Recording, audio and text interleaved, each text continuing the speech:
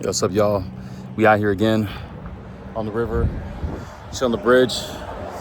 The thermostat says it's like 80 degrees today, but with the cloud cover, you can't really tell. It's still breezy, very windy, so it's cool. Feels great. But I realized that Nori's stories is really the collective of my stories and the stories that I get to be a part of, the other people's stories who have impacted mine. And it's like, it's not just my own, you know what I'm saying? It's more than just one certain thing in one certain niche. And I'm really starting to see this thing more as, I've never kept a diary, but a journal. I love documenting and remembering things as they happen. And I love to write, but I rarely sit down and find the time to write. So videos it is. But all that to say, like, in my story this past week, this is Friday, so a couple days ago, Wednesday, I actually went to MEPS. And this is something I've been kind of keeping on the DL for most people. Select few knew that my path and my pursuit right now is Navy chaplaincy. And I'm really excited about it. It's one of the reasons, if not the main reason, that I came to Andrews in the seminary in the first place. Although it was the Air Force at that time, and I kind of chickened out in the process and didn't complete it. That was 6 years ago. But went back today, all the way through. And, it's funny how things work out. And I think God has plans in everything. So, in my case, because I'm going for Navy chaplaincy and as an officer, when you get to the hotel, you're supposed to be there by 7 p.m. And officers are supposed to get their own room. And the recruits or the enlistment candidates are supposed to bunk up with each other. I got there late, got off work at 5, and was gathering some things together after that. I didn't make it up there until like 8:15, just after 8. Make it into the room, talk to the lady, check in, get all my stuff together, get my keys to the room, go up into the hotel room, and try to open the door, and it just beeps. Red. I'm like, man, I'm just trying to go to sleep early because tomorrow's going to be a long day. What's going on? My key doesn't work. So I go back downstairs. I tell the lady, hey, I went up to the room. It didn't work. She's like, okay, we'll go to the front desk. We can get that cleared up for you.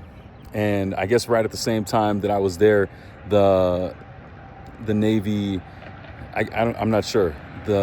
She was at the desk. I guess she was a recruiter or part of the program, whatever. But I ended up meeting at the desk at almost the exact same time with both the receptionist for the hotel and the lady who was with the Navy. And so we ended up talking back and forth. I'm listening to them discuss what's going on, if they got any space. No space. All the rooms are empty. And the only reason that was significant was because my room had actually gotten sold to another person. Because I was late, because I was there at 8, after 8, and not by 7, they sold that joint quick. So I'm out of a room. As an officer, I'm not supposed to bunk with anybody else, but it's like my options are either bunk with someone else or go stay in another hotel. And I was like, man, it would be nice to have my own space, but I'm not really trying to drive that far. The drive up to Lansing from here in Niles, it's a little over 2 hours, and I'm good with that. I was like, I'm just trying to sleep and get the rest instead of having to drive another little bit and then settle down again. So they bunked me with another guy. And little did I know, but this would be a blessing in disguise. I get into the room. He's already half asleep. He says, what's up? I closed the door pretty loudly on accident. I didn't realize it was that heavy of a door. But go in, settle down, go to sleep, wake up the next morning, and find out that his name is Jacob. And he was also going for the Navy enlistment. And we ended up super young dude, but we ended up connecting and just asking a few questions here or there. The majority of the other enlistment candidates were talking together. It seemed like they'd known each other, but I guess they'd all hung out the night before, so that's why they were so comfortable. It was about 8 of them. There were a couple girls on the other side, and then on this side, it was me and this guy. And he wasn't really engaging with anybody else, but eventually we started talking. He asked me what I'm going for. I talk about chaplaincy. And then he starts asking me what I believe, why I believe it. He told me about his experience being a Church of God member and how he views people of different denominations. And we started talking about just how cool it is to be able to connect on a spiritual level, regardless of your background. And I was like, man, I had to smile on the inside, because that small moment right there, I don't know, I think they were yelling at me. That small moment right there is the reason I want to go into this, because I feel like it's bigger than just my denomination and my religion, but I have an opportunity with the education and the insight that I have from the SDA background to impact other people within different religious contexts in a positive way. And it was starting there before we even went to MEPS.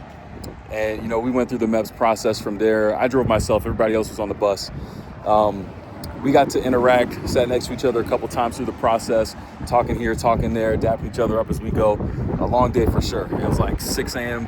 Wake up was at 5. We left by 6:15 after a little breakfast, and we were at MEPS. Most guys were there until early afternoon. I got out just after 11, so it wasn't so bad for me, like 5 hours. But it was just a really cool experience. Now, I don't even know where it all goes, because I did have, you see my shoulder here, nice and it's healed up, but still a little bit not as set as you'd expect it to be for a healthy shoulder. It didn't set as nicely as my right shoulder did. But either way, it's like they have these little things in the medical evaluation that count as DQs or disqualifications that can potentially mark you as ineligible to join the service. So I have a couple of those. My scar could be one. This could be one. And I had, was it something else that I had? No, that was just a jam finger. So maybe not that one, but I had at least 2. But the thing is, for chaplains, because the need for chaplains and medical, like doctors in the Navy and the military, is so important, there's a good chance that I could get waivers for those things because the service that I would be able to provide. And I found out from one of the guys there working that it's interesting, and you kind of feel good about it, but nervous about it at the same time. Like when battalions and troops are overseas, it's the medics and the chaplains that get targeted first, because the enemy knows that if you take out one of them, there's at least 10 other regular troops that are not going to make it because they don't have either a medic for their physical well-being and health or a chaplain for their spiritual and mental health. So it's just amazing how that all comes together, the different things I was able to learn in that experience. We'll see. I'll know in a couple weeks what the word is with MEPS, but that's just a little update. Nori Stories. Like and subscribe for more. I'm walking home now, man. It's about to rain out here. But hey, little things, man. God shows up in the little things. And I just want to encourage you, whatever your experience is, whatever you're doing, look for those little opportunities to show up and shine for him. You don't know what it's going to look like. You don't know where it's going to be or who it's going to be with. But God's got a plan. He's got a plan for me. I have no idea. But I'm walking this way until the doors open, until they shut. So we out here and we out. See you in the next one.